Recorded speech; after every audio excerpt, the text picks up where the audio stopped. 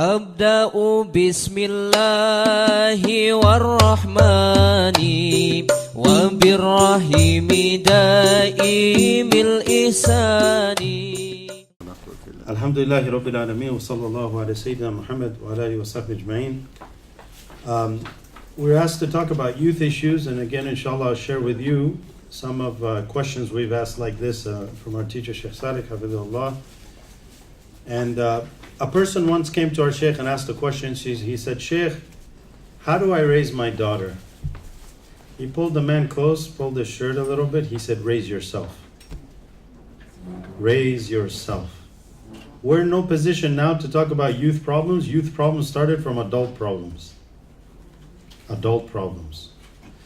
And Sheikh Sadiq, he's made me to say everywhere I go, I have to quote you a poem from Sidi Muhammad bin Hassan, Ud al-Khadim, one of the great ulama of Mauritania. He says, وَجَهْلُ فِي هَذَا الزَّمَانَ الْفَاسِدِ هُوَ الْمُؤَدِّي كَثْرَةَ الْمَفَاسِدِ. The jahl of this time, this corrupted times, is what is given assistance to all of the problems of the Muslim world.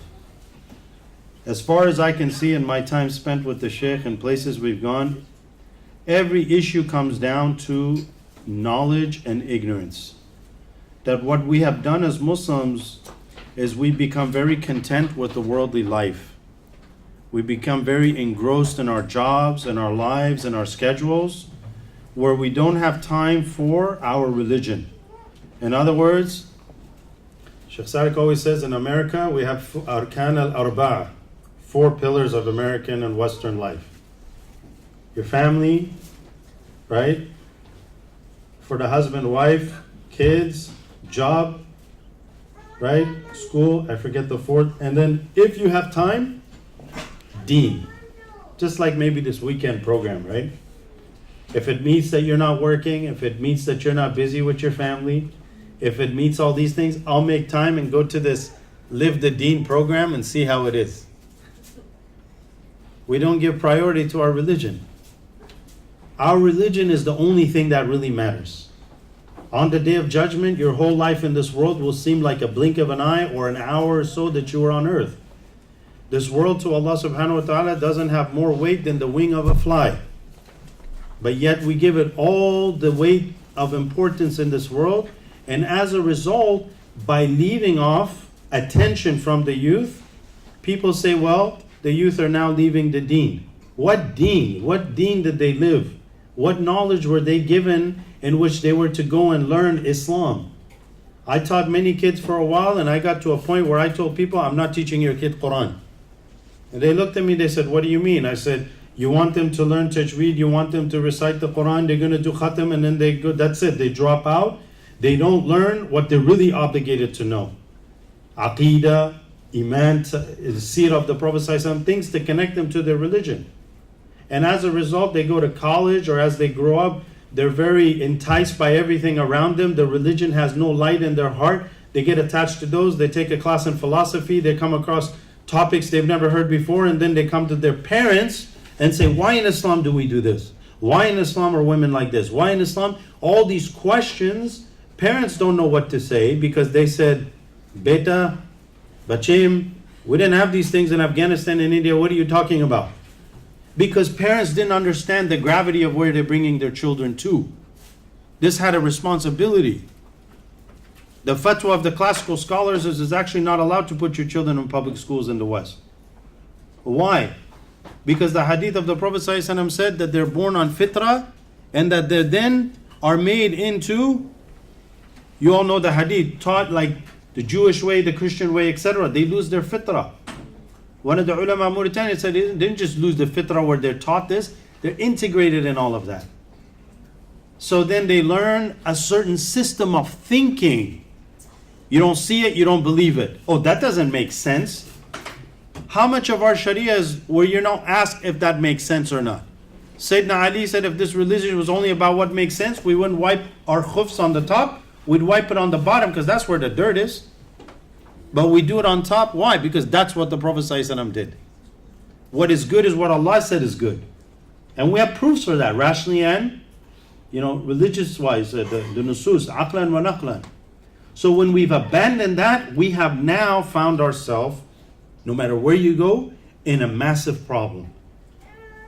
Where we're now starting to go, what are we going to do about the youth problem? It's not a youth problem.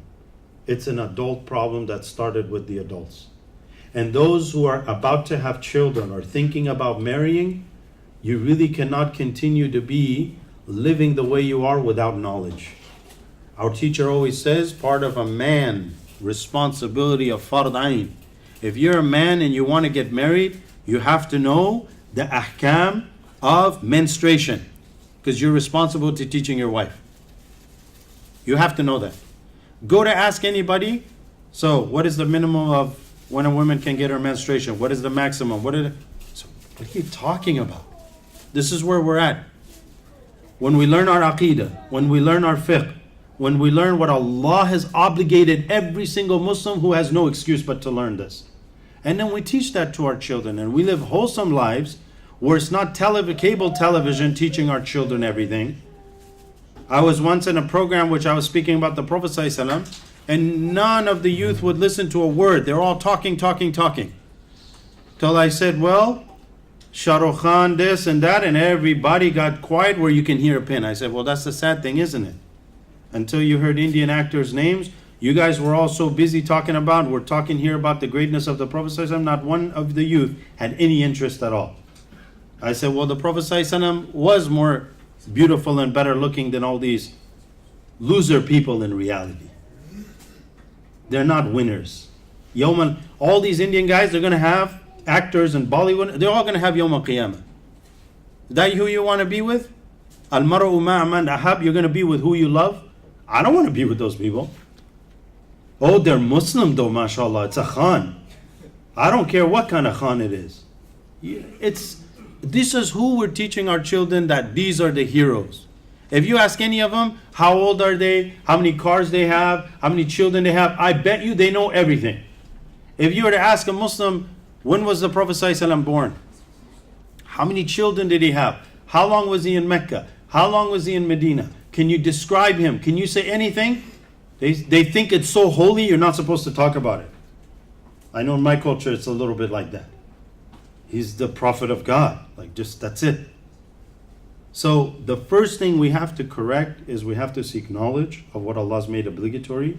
Your children have to have, the youth, taught to think in line of our tradition. Our Sunday schools and our Muslim schools can no longer just teach tajweed and Quran. This is a big mistake. They need to integrate within it aqeedah, and to show the different philosophies, why they're false of other religions. We have to stick to that. You can't just avoid it. We respect other religions and we teach our children to respect other people, but they have to have the tools to be able to differentiate what makes Islam true and what makes other religions not true for us. You have to stick to that. Otherwise they'll come in this attitude of, let's not question anything, let's leave everything, and then they say, well, mom, dad, what's wrong with that religion? They also believe in that. Why are they wrong? They say, well, let's just leave it alone. No, you cannot leave these things alone. These are viruses that get planted, and when they get older and older, one day they just blow up on you and they leave altogether. And often I went to a couple of young MSA retreats. I was shocked on what I came across. I was speaking about taqwa and quoted Imam Nawawi, and this, when one of the imams came to me, he said, what are you talking about? I'm like, why? What was wrong with my talk? Should I have been more deeper? He's like, you're way too deep. These people here, they don't know anything about the religion. They're doing this, and that. I was shocked. Wallahi, I was shocked to find out what young college Muslims are doing. Not only do they not know their religion, but honestly, their life is no different than a non-Muslim other than they wear the name of Islam. I met couples saying, we're doing haram things together. What should we do? And that's not one, that was massive. And I was shocked. Then I started realizing, talking to each and every one of them, how did you grow up? What did you do? My parents were so busy, they sent it to school. I learned some Quran, but then, as I got older, they started pushing me, get good grades in school, good grades in school, do good in college. Where was the religious angle and the knowledge? Zero. So then and this is the root cause of the Muslim problems. They love this worldly life so much. They want their kids to be the best engineer, the best doctor, but they will not take a single weekend like this weekend.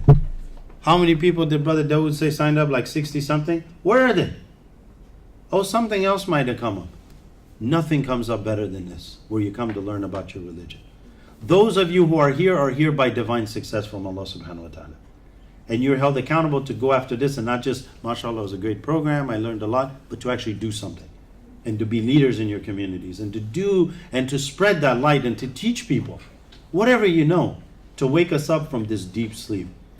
In our communities of the dear Afghani community and our culture here, I know in Vancouver, I'm aware of a lot of them. I always talk to brothers, what's going on. It's a massive problem. People just have no interest for the religion.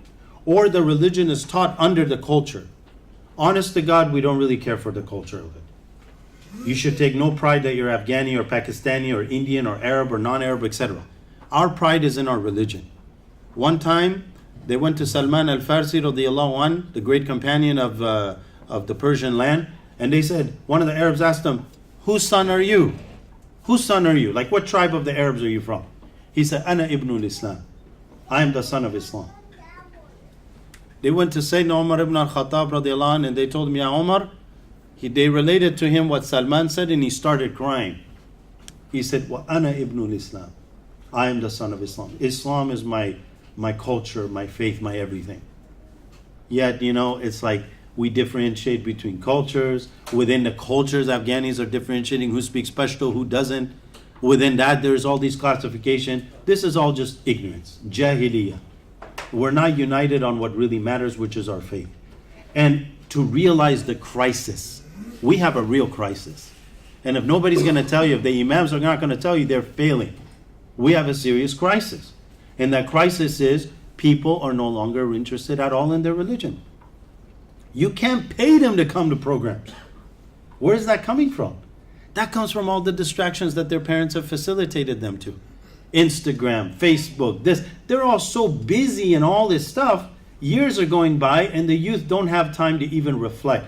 That's why they come to an MSA program down in California where the first time they're looking at stars and everything, then they start crying. I met so many kids, they all start crying to me.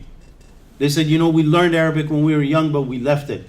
Ya Sheikh, I'm not a Sheikh. We had the best experiences. What happened to us? I said, I don't know. What happened to everybody? What happened to the Muslims? We forgot our beloved Prophet ﷺ. We forgot about the teachings. We forgot about what really matters. If you can be a good Muslim family where the sister wears hijab so the children can watch their mother wear hijab, we cannot accept less than that. And you see the father, he's praying and has taqwa, and they're not doing haram things in the house. And they're spending and nurturing a Muslim family. You know how hard and rare that is? If any of you have mothers that have done that for you, subhanAllah, how much gratitude you should show to them. I grew up in a house, my family, very liberal. We didn't have much.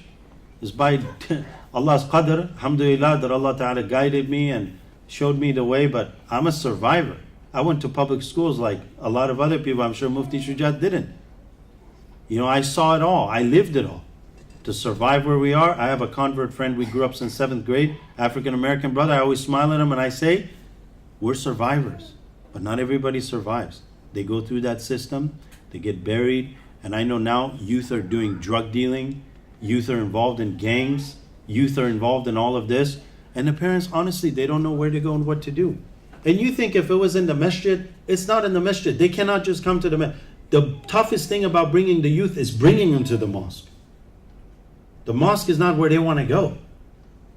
I know when I was younger, you come to me and say, come, let's go to the mosque. I said, what do you want with me? What do you want to go to the mosque for? I don't know any, I'm not comfortable. That's what they're going to say. They're probably dressed in a way the mosque won't let them either.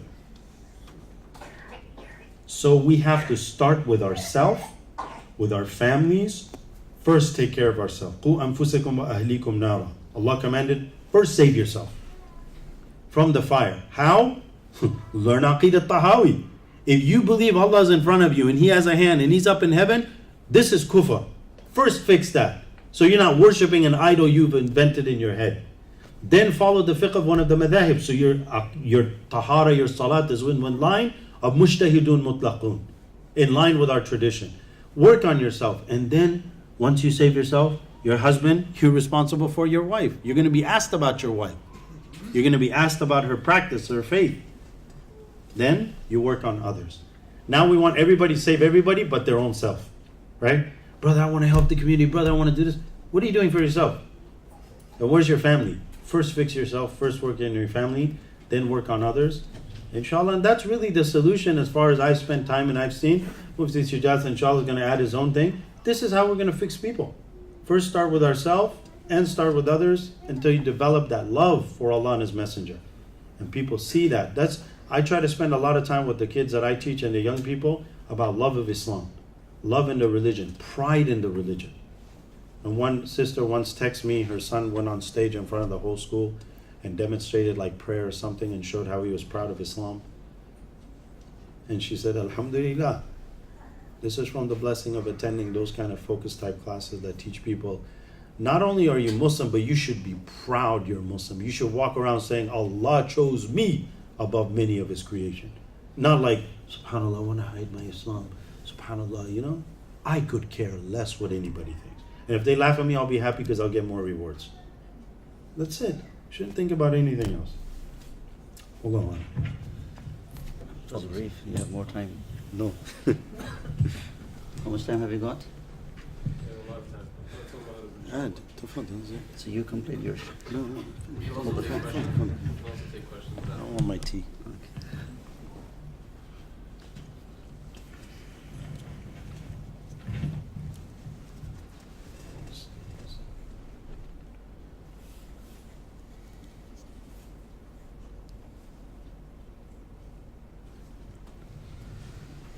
بسم الله الرحمن الرحيم الحمد لله رب العالمين وصلى الله على سيدنا الأنبياء والمرسلين محمد وعلى آله وصحبه أجمعين ومن تبعهم بإحسان ودعا بدعوتهم إلى يوم الدين أما بعد. It is an honor for me to sit next to Sheikh Yama, though he doesn't consider himself as a sheikh, but to me he is indeed in many ways. And the experience that he shared with all of us growing up in the West, experiencing the life in the West, as he rightfully said, as one of the survivors in the face of challenges of the West. Undoubtedly, I did not go through that. In one way, I can thank Allah subhanahu wa ta'ala for saving me from those challenges that many youth go through in this society. As they say in our language, that something that you do not experience, then you cannot fully understand either. And when you cannot fully understand, you can not be fully empathetic to the situation. This is why they say in English, the people who are most sympathetic to sinners are the sinners themselves. The people who are the most sympathetic to the sinners are the sinners themselves, because they go through the similar situation. This is why you would see people in drug, you would find them very sympathetic to each other, because what they experience, what they go through themselves, is something that you and I cannot understand. So in our religion, things start with sympathy, compassion. Much of the things what Allah subhanahu wa ta'ala talked about Rasulullah sallallahu alayhi wasallam was later that was revealed in the Quran, but prior to that, Allah subhanahu wa ta'ala wanted to inform the world that the gift that I am giving to you is a source of mercy to you all. وَمَا أَرْسَلْنَاكَ إِلَّا رَحْمَةً لِلْعَالَمِينَ. This surah is a Makki surah, in which Allah has talked about pretty much prophets of Allah. And if you start right from the beginning, the surah speaks of different prophets of Allah subhanahu wa ta'ala. You have pretty much all the major great prophets of Allah being mentioned in the same chapter. Coming to the end, Allah makes this historic, unprecedented statement, وَمَا أَرْسَلْنَاكَ إِلَّا رَحْمَةً لِلْعَالَمِينَ. Muhammad sallallahu alayhi wasallam, as you come to close this divine chain of prophethood, you better inform the world and you better know yourself that you are nothing but the source of mercy. And mercy is not possible without really being compassionate and loving and caring. And he was indeed the best example in that regard. What I would like to add, based on my limited experience and knowledge of Deen, is the following. There is a saying in Arabic language, they say, كَمَا تَدِينُ تُدَانُ. you will get what you give. You will get what you give. And this is why one of the scholars said, the problems in the world emanate as a result of poor parenting. You have to remember that the children that you are raising, they are either going to be the solution to the world or the problems to the world. It is one of the two ways. There is no third way in between. And when that is the fact, the problem what we have is that our vision, our understanding is extremely narrow, limited when it comes to Deen. When it comes to dunya, we'd like to think of 10, 15 generations down the road. 10 to 15 and perhaps beyond that. It looks like that way. When it comes to Deen, we hardly even think of ourselves, let alone thinking of our children and parents and spouses. And this is where we have a serious crisis, as Sheikh Yama, eloquently, very well stated that. What I also would like to get your attention to one point that I think is very important. Undoubtedly, we live in a very complex world and going through the unprecedented challenges of our time, being in the West per se. And therefore, many of us grapple with the situation, struggle, alhamdulillah, or try at least to do our best. But I would like to also think, at least, and would like also you to think, this society in which Rasul sallallahu alaihi wasallam was born, the environment in which he grew up, was in many ways similar to our society, what we have today. The type of immorality, because you have to remember this principle, which is very divine. Allah will not send a prophet unless the things go to the extreme direction, because they come at the very pinnacle of the problems to lead humanity into the right direction. Otherwise, Allah will allow the other things to happen and then other guides to take over and lead. When things get completely out of control, this is where the divine intervention comes in and send the prophets to lead and guide and direct them. What could be the worst in terms of immorality and nudity that people of Arabia, that especially in Mecca Mukarramah, that the house of Allah subhanahu wa ta'ala, that there were several tribes that they would circumambulate Tawaf at the Kaaba naked. This was the pinnacle of nudity, thinking that our bodies and clothes are impure, therefore we need to do Tawaf in the state of fitrah. In our time, we at least have this decency. People, when they think of the religious places, they like to think of modesty. And even those who are immodest outside, they cover themselves up as they go to the masjid or church. But back then, it was the other way around. Things were bad enough outside, but it would get worse even inside. Many kinds of things were similar. I understand what compound the crisis is the digital age, electronic age, these things, which was not indeed back then was the case. So when we have this scenario before us, this historic fact, right from the time of Rasul sallallahu alaihi wasallam, now we understand there are many similarities that we can relate to. And the second thing, then how did he navigate through that?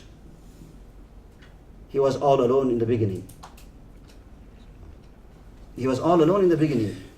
And then he created an environment around himself, all alone. And then people started joining him. And their time came, as the scholars mentioned, Medina, as we have Al-Munawwara attached to it, enlightened city. We have lights today, right?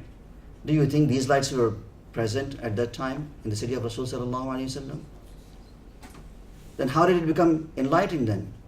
Through their spiritual power, moral power, through their immense devotion to Allah subhanahu wa ta'ala. So much so, hum julasa la yashqa bihim jalisuhum, that they were such powerful individuals, even a passerby would get the benefit of that. Spending few moments in the company of such people, the life would change. They became the power generators. It all happened as a revolution, where the society was and where it got to. They were also human beings.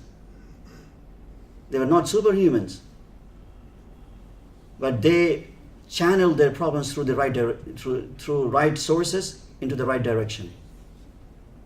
And this is where they had the best of results. On this note, what I would like to share here, our responsibility and role is of threefold and three ways. Number one, again, I would like to use this example, what I share with you of the life of Rasul sallallahu alaihi wasallam in the time. We truly and seriously need powerful religious leadership. We truly and seriously need powerful religious leadership, as was the case in those days by the presence of Rasulullah sallallahu alaihi wasallam. We cannot have a prophet, but we definitely can have, warasa al-anbiya, al-ulama warasatul anbiya, as Rasul sallallahu alaihi wasallam said.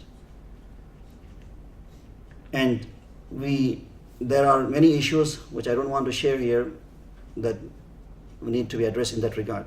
But this is one of the main things. We truly need the powerful, strong religious leadership, charismatic personality, not by just words. Lip service, many can do that. Rasul sallallahu alaihi wasallam was the least person to speak. I shared yesterday the hadith of Rasul sallallahu alaihi wasallam. He would only speak when there would be need for it. But his words would be so powerful, it would hit the point. It would hit home. Words become powerful when you embody that with action and connection with Allah subhanahu wa ta'ala. What I say, they are just words. But what you heard from him, mashallah, it left an effect on you. And when you hear a greater scholar, the very same thing, it has greater impact on you. How is it? Same thing, three people said it, but one had the best impact on you. Why was that? It is simply because of the powerful spiritual connection that the scholar has with Allah subhanahu wa ta'ala and concern for the well-being of human being. This is why before you preach someone, this is the sunnah of Rasulullah sallallahu alayhi wasallam and the amal of salihin, that they would spend hours in the dhikr of Allah subhanahu wa ta'ala, pleading for the hidayat of that person. I will share with you an example. A group of Sahaba radiallahu anhum ajma'een, they were traveling in Persia and they came across an elderly man. As they came across an elderly person, they happened to engage in dialogue with that through an interpreter and translator, because they did not speak the language. As they spoke through the translator to that elderly man, they discovered that that man was of knowledge and intelligence and wisdom. The leader of the group offered Islam to him. And he said to him, I hear you, but the key to my heart is not in my hand. What did he say? The key to my heart is not in my hand. When he stated that, the Amir, the leader of the group, commanded the entire group not to engage in dialogue or explain. He said, turn to Allah subhanahu wa ta'ala and start praying for the hidayat of this person. You would not believe, they spent hours pleading Allah subhanahu wa ta'ala, and the man acknowledged, said, continue on, I feel the effect of your prayer. And it went on till he felt the effect, and he said, now I'm ready to accept Islam. This shows that the concern they had for people is not all about talk. It is important at the same time, but we need to have that concern. And Rasul sallallahu alaihi wasallam kana, as it comes in Shama'il al-Muhammadiyya, in Shama'il al-Tirmidhi, متواصل الأحزان دائم الفكرة. He had always this grief and worry and concern for what? For himself? For his family? Who? For who? For the hidayat of the ummah, humanity. When you don't have that, you will not be able to have the result. It starts with that. Therefore, our leadership is failing. Part of the reason is lacking that quality. Abdullah ibn Mas'ud radiallahu anhu said something very beautiful. May Allah enable me first to practice that in my life. He addressed Sahaba radiallahu anhum ajma'een and he said, you live in a time, there are less speakers, yet more result. You live in a time, there are less speakers, yet more result. A time is going to come, there will be more speakers and less result. A time is going to come, there will be more speakers and less impact. And unfortunately, we are living in that time. كل من حب وضب يخطب عن حول الإسلام. Everyone speaking and presenting Islam. But where are we today?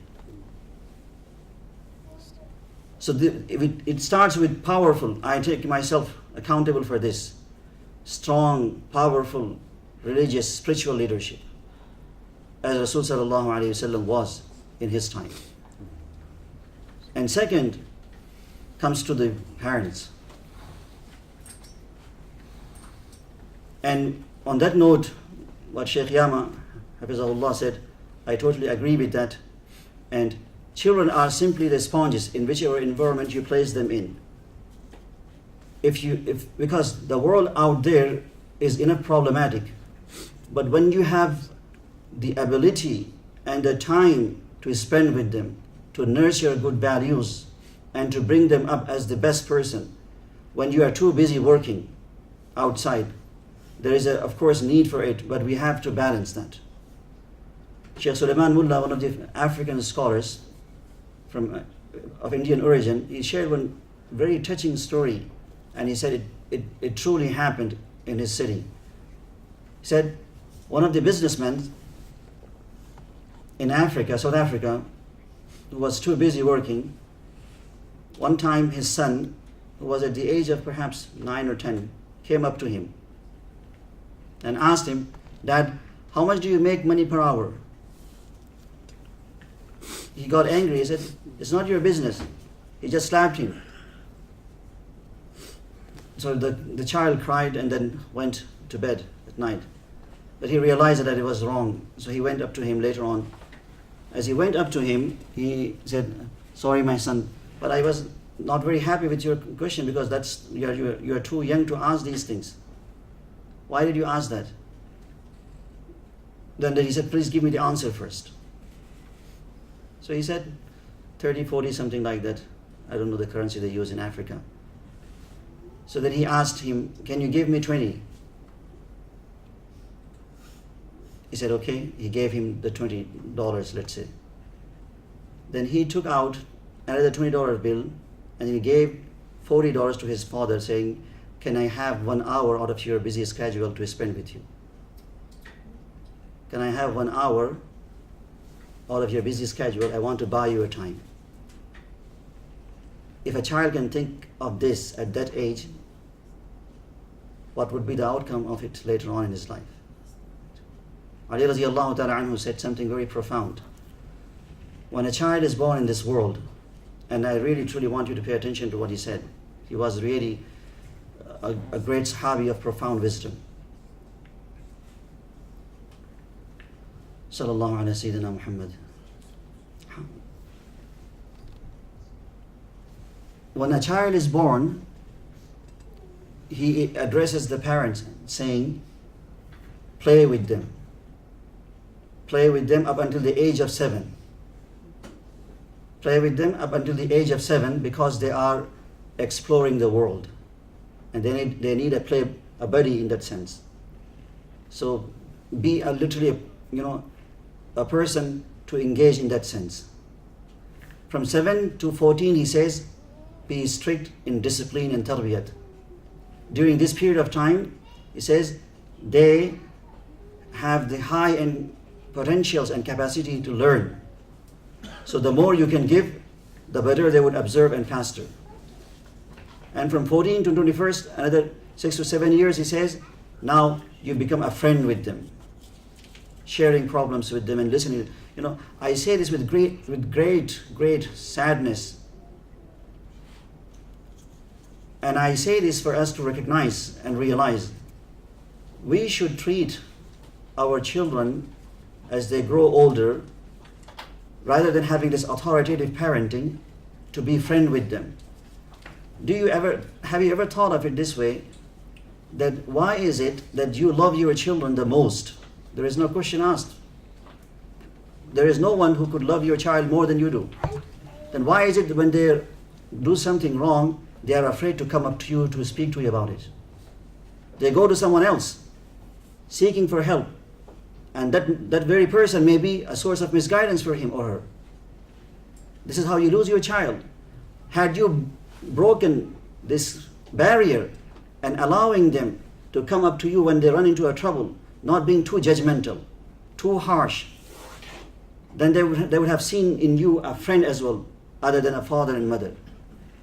And when they come up to you, if you have this courage and patience to listen, and then the guidance that you will offer would be the best one, because that is your child, that is your daughter and son, regardless of what they do. But you should maintain a relationship that they should come up to you. So this is all about positive, constructive parenting. And there are many things could be said, mashallah, he has touched. And the third responsibility in this regard is the grown-up children themselves. What Ali radiallahu anhu said, after a certain age, even in Sharia, when the child reaches the age of puberty, now he is mukallaf. Whatever he or she does, they are responsible for it. We live in a time, the age is such that, subhanAllah, that people are not acting up to the age, even as adults and elderly, let alone thinking of the children. I want to give you this example of Ibrahim alayhi salam. Try to imagine this, at least picture that. When he shared his vision with his very young son, who was at the age of 8 or 9, appreciate the level of maturity he had. When he said, Ya abati inni he said to him, oh my son, I see in my dream that I am slaughtering you, literally. He's saying that to his son. And the response that he gave to him is the essence of it. Ya abati fa'al ma tu'mar satajiduni insha'Allahu min as-sabirin. Can you ever imagine that level of maturity? It is impossible to find over time even in the elderly. But he said, oh my father, go for it, and you will find me among the patient ones. When the father is that, then the son is going to be that as well. Imam Shafi'i rahimahullah ta'ala, he was an orphan because he lost his father. His mother was very poor, but she preferred for her son the religious education. She sacrificed, in that sense, her comfort, and she sent him away for that reason. Imam Shafi'i rahmatullahi alayhi says that I was given the honor also to spend some time in the company of the dignitaries of Yemen. And as I was with them, I did not have even an extra piece of cloth appropriate for the occasion. And my mother was very poor. She had only one extra sheet. And for the sake of this reason and religious importance, she even sold that one to make another extra piece of cloth for me. And then he had that. After finishing the education, people were so amazed and happy with the personality and knowledge and wisdom of Imam Shafi'i rahimahullah ta'ala that they gave him so many gifts as he was returning to Makkah al-Mukarramah. As he returned to Makkah al-Mukarramah, right on the entry to Mecca, his mother also came out to welcome him. But she also noticed that there is a trail of camels following him, filled with many gifts. When she was informed of that, she went to a side and sat in anger with upset mood.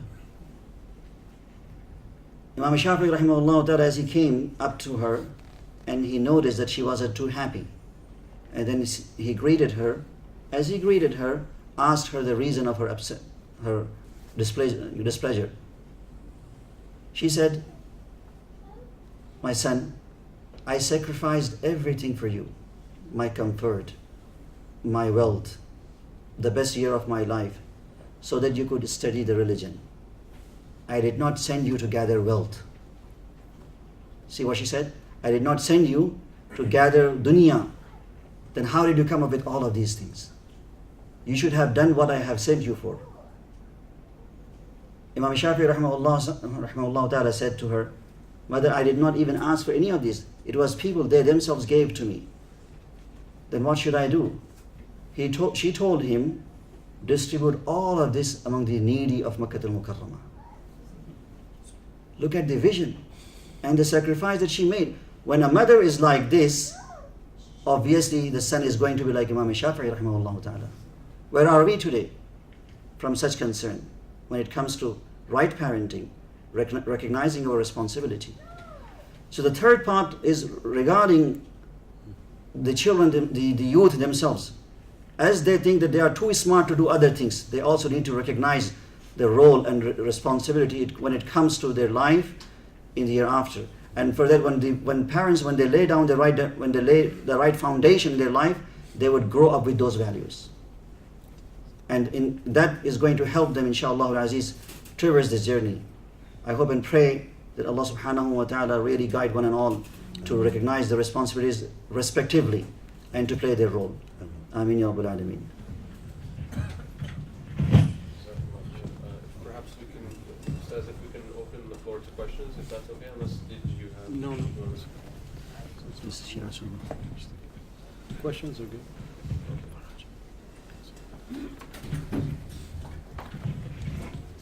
You guys have some questions on that?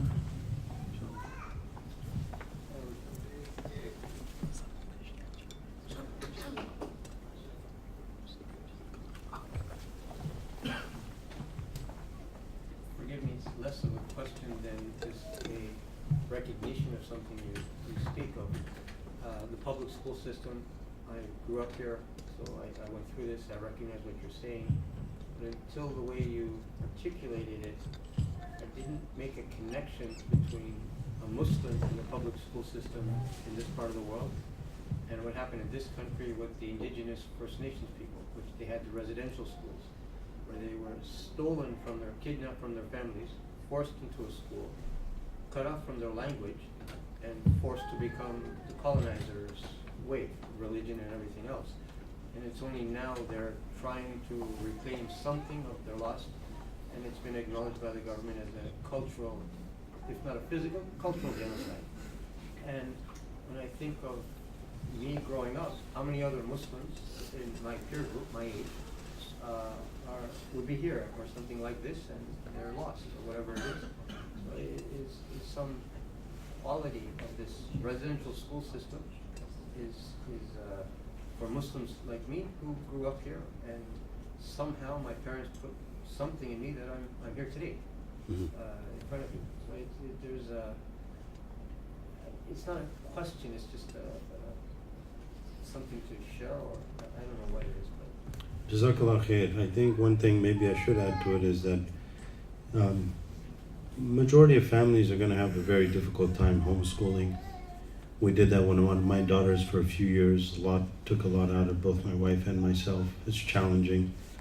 You guys are in bigger cities where you can work together with partnership with others, small group of families coming together. People have education. One person can teach English, one person can teach math, and others, and the important thing is to build a wholesome environment for children in our communities to grow in a positive way.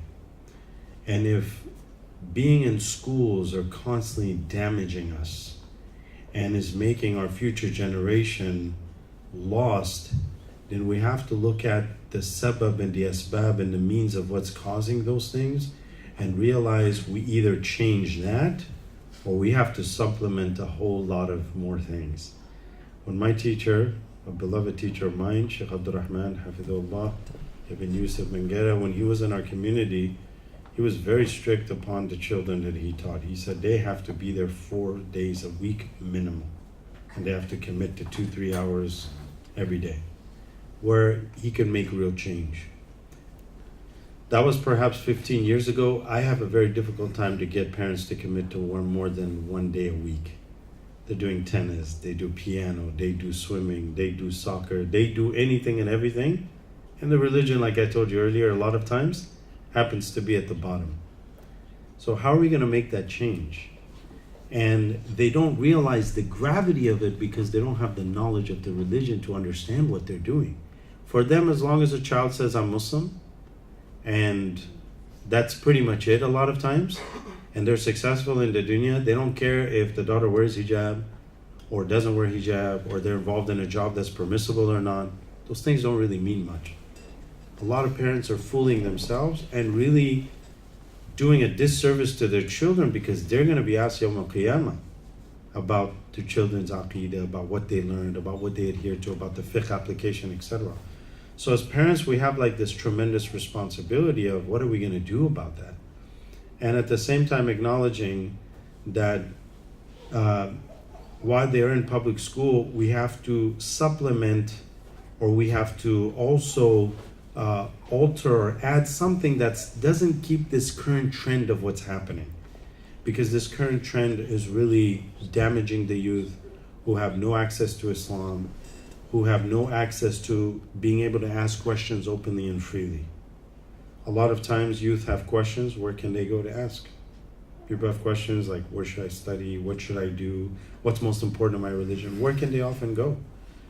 They don't, a lot of times maybe want to go to the mosque. If there's programs like this, people can ask. They're going to surf the net. And they're going to see whatever they like to pick up on and who makes sense, and that's what they'll draw to. As long as it's an imam and some guidance, alhamdulillah, but sometimes it's not. And so, I don't know all the solutions, but I do know that the current trend, especially in California where I'm from, a lot of the children are really losing their way as a result of being in school.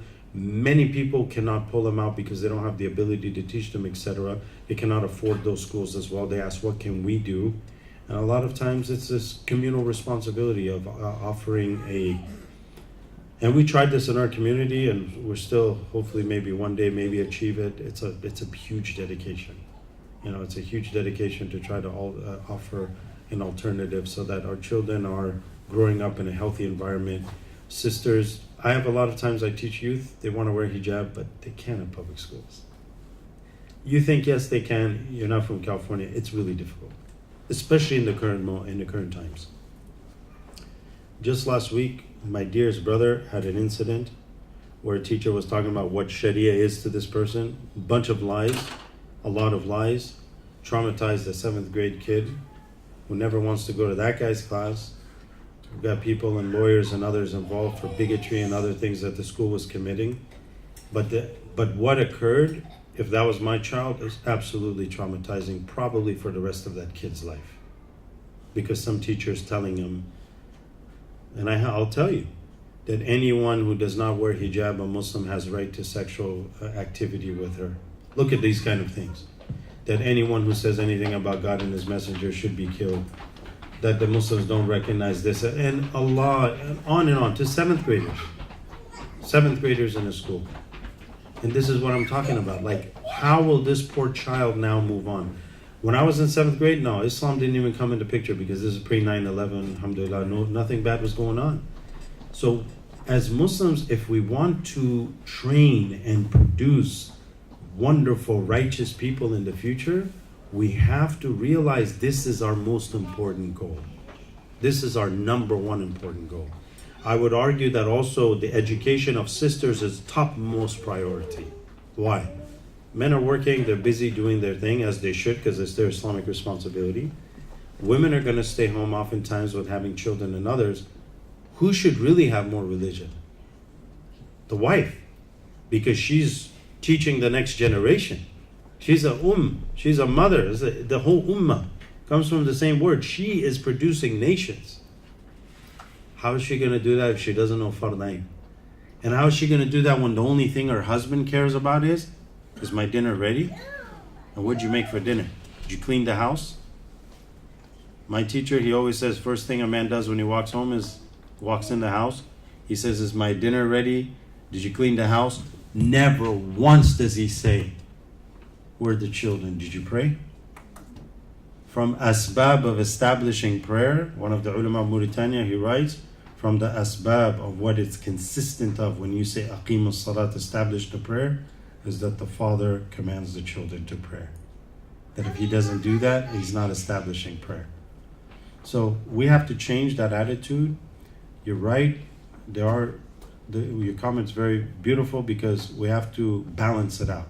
And that balance is going to be a difficult thing to achieve because a lot of times the imams are very righteous. So I'm not regular imam, just brother. And they're a lot of times secluded from a lot of problems too. Because they have so much responsibility. Only an imam knows an imam's life. They have to lead the prayer 5 times a day. They have to deal with people. They have to counsel. Somebody calls them up. Women calls. People have a lot of problems. And they think that imam can solve everything.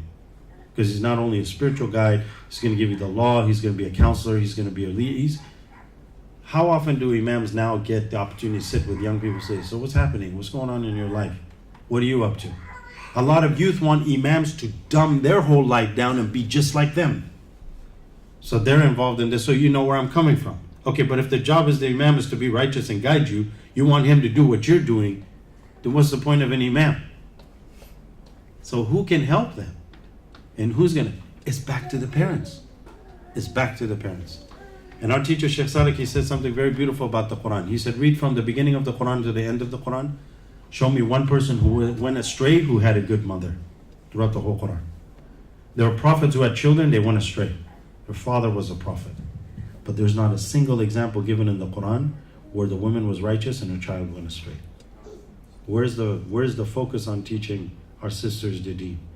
I complained to one brother in a community who his main focus is just segregation of men and women. And alhamdulillah, that's part of the Sharia. But his whole focus is as long as they wear hijab, as long as they're over there, they're okay. And I told him it's not enough. Where's the actual ulum? Where are they learning the religion? And so we have to educate them, and it should be done at a good young age. And that's why I think these kind of programs should be done more and more and more. And you guys should come to more and more and more of them.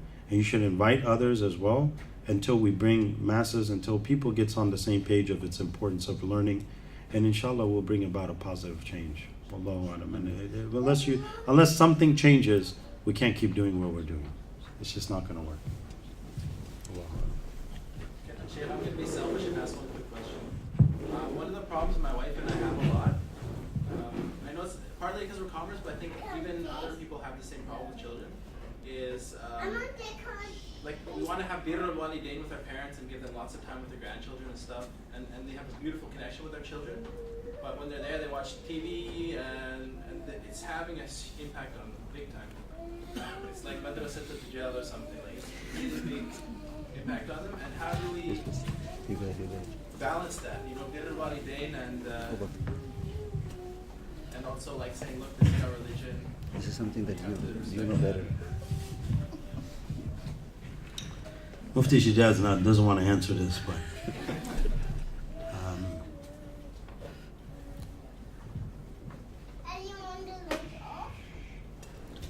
the importance of birr al-walidain is very important. And it's a big topic. It's actually what Sheikh Sadiq also teaches as a program both in the Bay Area and everywhere. And there's a wonderful text. Sidi Rami Ansur, beautiful brother, teaches it on Seekers Hub. I highly recommend you take that class. Birr al-walidain is important, but above all things, obeying Allah subhanahu wa ta'ala. Birr al-walidain is from the command of Allah to obey your parents. But understand that you will be directly held accountable for your children as well. Perhaps you can work out a deal where you talk to your parents and say, don't watch certain things that are on Can we watch only a cartoon that's on Netflix or something more controlled than cable television, right? Which anything can come on and it's devastating, because a single glance at a haram like that would really devastate you in a way nothing else will. And make some kind of a deal with them that, while we're over, would you respect if we didn't do that? Go at a time where they won't have those things perhaps going on. And really, bir al-walidain from a man for his parents, his kids don't need to technically be there. He should serve and take care of his mother, just being there, and you can keep the kids out. The wife can be at home and say, look, you don't have to do bir al-walidain because it ain't your walidain. It's mine. I gotta go there. I'll see you in a bit. I mean, if that's what it comes to go there on a regular basis all the time and then have that all this negative impact happening would be detrimental. Especially, I'm sure, as your kids maybe get older right now. My parents are wonderful, but they just don't understand. There's a lot of things that it's really important for us. They totally don't get it, right? And they're very respectful, like halal turkeys and Thanksgiving. Alhamdulillah. And it's another question I have, Gee. I'm sorry, is like especially for non-Muslims, I'm sure other people too. Where do we have safe, like where do you have spaces where our kids can feel like Muslims, get that they're Muslims, see other Muslims, where like it's not just like we tried one time to bring our kids to the mosque in Ramadan. My son woke up and freaked out, and this guy like literally yelled at me in my face, and I was depressed for a long time after that. But like, how do we find those safe places, like those places where our kids can grow up and feel like Muslim, but not just have Islam as this kind of, oh, it's always something not fun. Oh, grandma and grandpa's there, it's way more fun. How do we, this is the job of imams a lot of times, to control the crowd and let them know. I used to give khutbahs while I'm on the minbar. I would say, any guests come, nobody talk to him, please. I'm going to speak to him and designated people only. I had a priest who came to Friday prayer in our interfaith community. As I'm walking with him, I asked him, he's like, I lost my watch. I said, where'd you lose your watch? He's like, I think I left it because I was washing. I'm like, what do you mean you were washing? He's like, well, some gentleman told me if I need to be here, I have to do wudu, basically. And you know what? The guy who probably took him to make wudu is never around any Juma ever in his life. He probably came for that right one. Now, I would say to all converts and everyone, may Allah help all of you and guide all of us, but you guys have it tough because these incidents, you're not the only one. There's so many people, and at times they've chased them away where they never went to the mosque ever again. And unfortunately, because of the ignorance of some, they even turn away from the religion. Religion has nothing to do with the stupidity of people. The Prophet ﷺ, a Bedouin comes in his masjid and he does far worse than anything you can ever imagine. A kid is not even responsible for anything. A Bedouin came in, God forbid, but he passed water, urinated in the masjid of the Prophet ﷺ. What do you think Sahaba were ready to do? They went at him. Prophet ﷺ actually said, leave him, let him finish. One of my teachers, like, it's a medical reason, it's not good to cut the person off. After he finished, he calls him up. This is a masjid. It's not a place for that. He starts looking around. He goes, SubhanAllah, what a beautiful teacher. He didn't say, Omar, where's Omar? You know what's going to happen if Omar gets involved, right? He showed him mercy. And then, and I'm sorry, it's so sad to say, masajid have this huge problem. You guys know, right? There's always that person, I won't say uncle, but there's always that person who's going to come up to you and say, are you wearing jeans under? Not allowed. Thank you, Shaykh al-Islam wa Mufti fi hadha zaman. Right? They're going to go up to a sister and say, sister, your hijab's not right. Why are you looking at my hijab? Right? And they chase people away. I had a convert friend went to a mosque. The guy was asking him, are you a convert? Are you like, let me hear your shahada kind of thing. What we do in my community in Santa Barbara, we have a house. One of the brothers converted to a musalla. When our sheikh comes, we're one big family. Everybody knows. If kids get out of line like a little bit like that, everyone has mercy. It's not a big deal. We ask the sheikh, when you teach, is it okay? It's like, as long as it doesn't bother people, do your best. Nobody goes, hey. If anybody dares do that, we say, hey, stop. It's not your place. This is not the madrasa of that. We're people of mercy and love. People want to come learn. An alternative is to have places where you do programs and get babysitting. That's what Sidi Yahya and them do in the East Coast. All their retreats have full-time babysitting because finally the sisters get to sit, relax, right? So get babysitting, get programs. And you know, masajid a lot of times, honestly, that's the other thing about our communities. We need to separate spaces of use.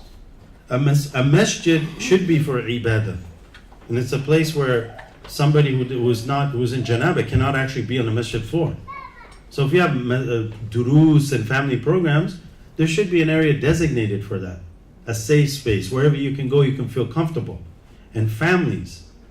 And that, if you don't have that, like our community, we have a very small masjid we had until we had a fire. But we didn't have to go to somebody's house because that's the only other place that people can feel comfortable.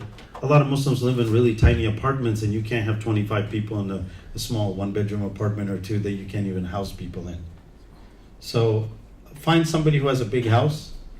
If you want to have programs, you know, we came to Seattle and this one brother gave us a huge house with me and Sheikh Saleh and them, and guests came, imams came. People were in and out all the time because it was a big enough house. May Allah bless that brother because he used this wealth fi sabilillah. And why we shouldn't be, all Muslims should live in a one-bedroom small apartment either. We should have people who have nice big homes, but they should use it fi sabilillah. Not just fi sabilillah something else. And say, hey, let's do this program at our house, bring your families, you know. We can learn about the Deen. And that's a great solution. You know, and the masjid should be maybe respected as what it is, and people got to realize there's always going to be one person that's not going to feel comfortable of a masjid. And there's children, sometimes they can leak from diapers and tahara places that's not made for that. So we have to use proper use. I go to the Jewish synagogue in Santa Barbara, huge place. They spend over millions of dollars on it. They have a place for everything. I'm like, hello, Muslims, just come take a look. There's your classrooms, there's multi-space use. That's their sanctuary, nobody else goes in. يعني وأنا دخلت وقرأت قل يا أيها الكافرون لا أعبد ما تعبدون. One guy came to me and said, could you read something else? I said, no, that's exactly what I want to read. And Hanafi madhab is a Mufti Nasi, you have a short time to choose another surah. If you delay the second, you have to do sahw. First surah came to my mind was that. So inshallah, Sheikh, do you want to add anything? Is there any need for me to add anything? Inshallah, yes, and then we'll pray right after. I just would like to very briefly share with you 2-3 things. And, you know, as they say in Arabic, you know, kafa wa wafa, that whatever he said, it sufficed, alhamdulillah.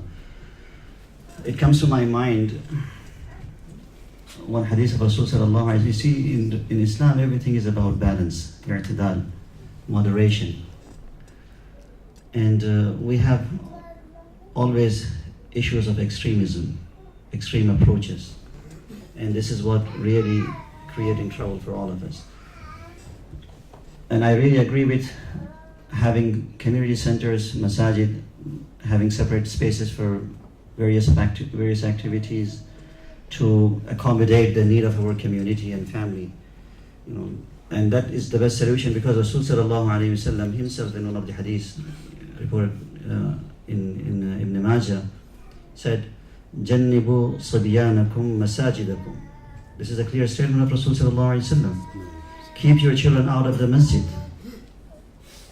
That's the hadith of Rasul sallallahu alaihi wasallam. We cannot deny that. However, there is an interpretation for it.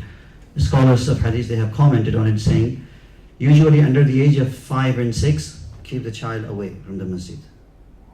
Because that you have to also understand that people who are in the masjid praying, if the child is going to cause disturbance generally, and then you are doing something or having a child in the masjid in that sense is going to cause discomfort and confusion. There are some people who are oversensitive. You know, for example, for myself, if I am to pray and there are a lot of noises at the background, I would forget what I have said, what I need to say, what I need to do.